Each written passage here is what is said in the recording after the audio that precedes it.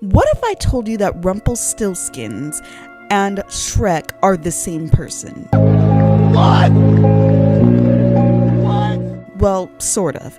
Now, I know that doesn't make sense right off the bat, but if you stick with me, and if you have an open mind, hopefully you read the disclaimer, you will start to understand. But first off, welcome to the You Thought Plot, where I share my crazy theories about movies and shows that you know and love. Let's get into it. This is literally the perfect time to do a Shrek theory because Shrek is coming out soon. I know people are hating on it because of the graphics. I kind of am as well, but that's not what this theory is about. Let's start with this.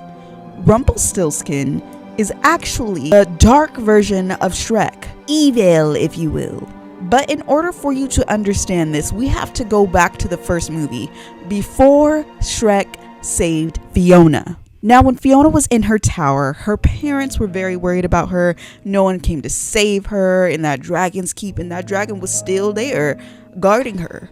So what did they do? They went to Rumpelstiltskins. They were on edge about making a deal with him, but before the deal was made, Shrek saved the day. But honestly, he didn't save the day for Rumple, because Rumple almost had what he wanted, to be able to rule the kingdom. Rumpelstiltskins began to resent Shrek and loathe him because, quote unquote, took his future. Now, after Shrek and Fiona get married, who's next in line for the throne? It's Shrek. The role of the ruler of Far, Far Away is now in Shrek's possession. Alright, let's go back to Shrek 4. At the triplets party, Shrek was about to lose it. Shrek was literally about to crash out. He's irritated, he's frustrated, he's overstimulated. And who's there outside? Rumpelstiltskins. Now, this was the perfect opportunity for Rumple to swoop in because he saw Shrek's frustration with his life. So after Shrek and Fiona's argument, Shrek walks away from the children's party. And who is under a carriage? First of all, how did you even get there? And it's your carriage. That doesn't make any sense. It's Rumpelstiltskin. Rumpelstiltskin literally set up Shrek so that maybe, just maybe, Shrek would make a deal with him. Now, okay, how does this make sense? How does this show that Rumpelstiltskin is the dark version of Shrek? Now think about it. If Shrek never found love in Shrek 1, he would stay bitter, and he could have eventually became evil, possibly like Rumpelstiltskin. Just think, the townspeople were afraid of Shrek. So don't you think that Shrek could take over Far, Far Away if he really wanted to? He could become the ruler of Far, Far Away without marrying Fiona. But in the alternate dimension, who's the ruler? Rumpelstiltskin. Now, let's just graze over the contract. Shrek wanted to be a quote-unquote ogre for one day, but he had to give up one day, which Rumpelstiltskin took his birthday so that Shrek would no longer exist. And the only way to break the contract was with true love's kiss. So how is it that Rumpelstiltskin is ruling the alternate world just because Shrek was quote-unquote never born? That doesn't make any sense. It only makes sense if Rumpelstiltskins is replacing Shrek and embodying the dark side of Shrek. Because look at Rumpelstiltskin. Look at that little man. Ain't nobody gonna just give him the throne. In the real Shrek world, no one really respects Rumpelstiltskin. How all of a sudden does he gain respect?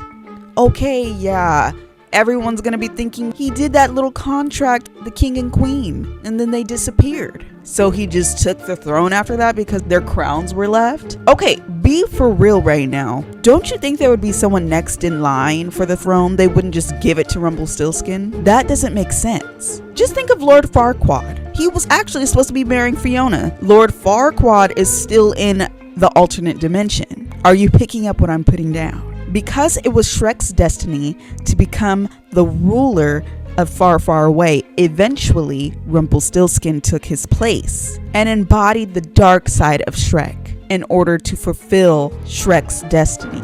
But instead of it being Shrek, it's Rumpelstiltskin. And being that Rumpelstiltskin is the one who did the contract and he's the one who took Shrek's birthday, he also had the opportunity to take Shrek's destiny too. Now, for some reason, I do believe that Shrek's destiny was to become the ruler of Far, Far Away. Regardless if he fell in love with Fiona or not. Because there's a Shrek that we know and love, and we all know that sometimes events change people. Because if Shrek never fell in love, he would stay bitter, and that bitterness would grow and brew inside of him. And he would eventually resent the people and take over Far, Far Away. But I think that's a whole theory in itself. Let me not go there. Let's not get too deep. Now, you also may be thinking, why didn't Rumpelstiltskin just embody his whole life and just live through his whole life and get married to Fiona and all these things? That's not what Rumpelstiltskins wanted.